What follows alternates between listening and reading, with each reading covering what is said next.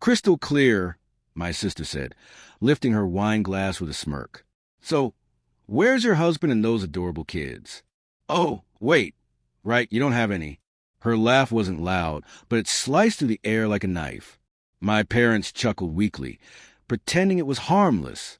My fork paused midair. After years of working, paying their bills, and covering a mortgage that wasn't even mine, I was still the punchline. I set my fork down and looked at her directly. Where's your money, Sloan? I asked. A small pause. Oh, right. I've been your wallet until now. The silence that followed was thick and heavy, like curtains falling at the end of a play. It didn't close anything. It opened everything that came after. Before I tell you what happened next, imagine yourself at that table. What would you have done? My name is Mar Ellison, 32 years old, a UX researcher in Seattle. My life looks neat from the outside, organized apartment, stable job, quiet routines. What doesn't show is that half my paycheck disappears into a bottomless pit called family. My mother, Evelyn, quit her nursing job after heart surgery. My father, Gerald, once taught economics, but now spends most days waiting for consulting work that never comes. Sloan, my younger sister, calls herself a fashion influencer. What she really influences is my bank balance. Her messages always start the same way.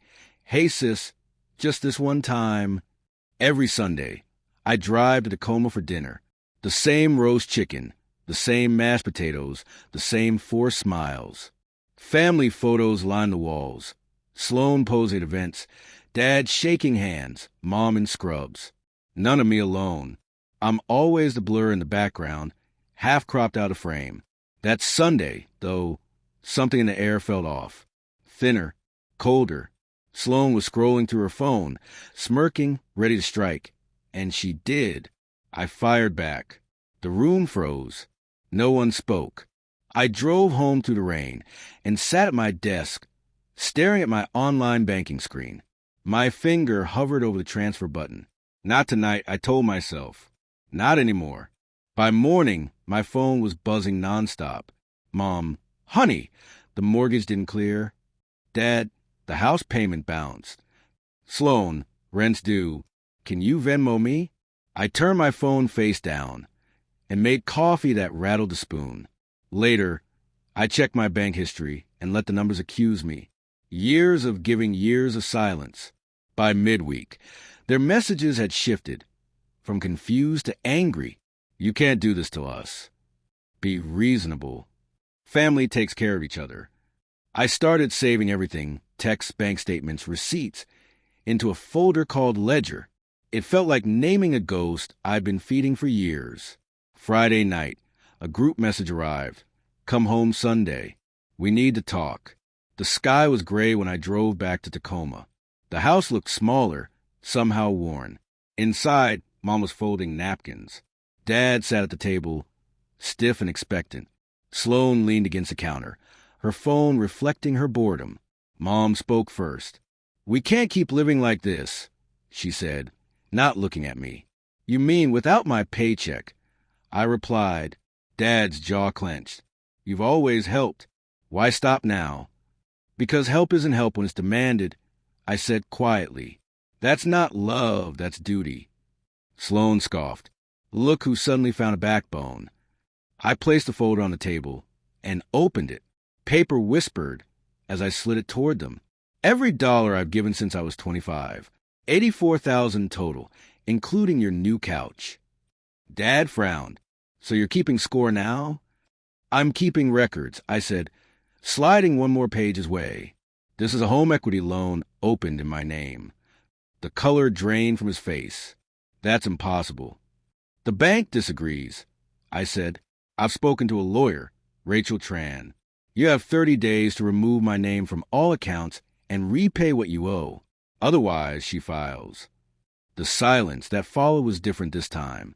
It wasn't power, it was collapse. Mom's eyes filled with tears.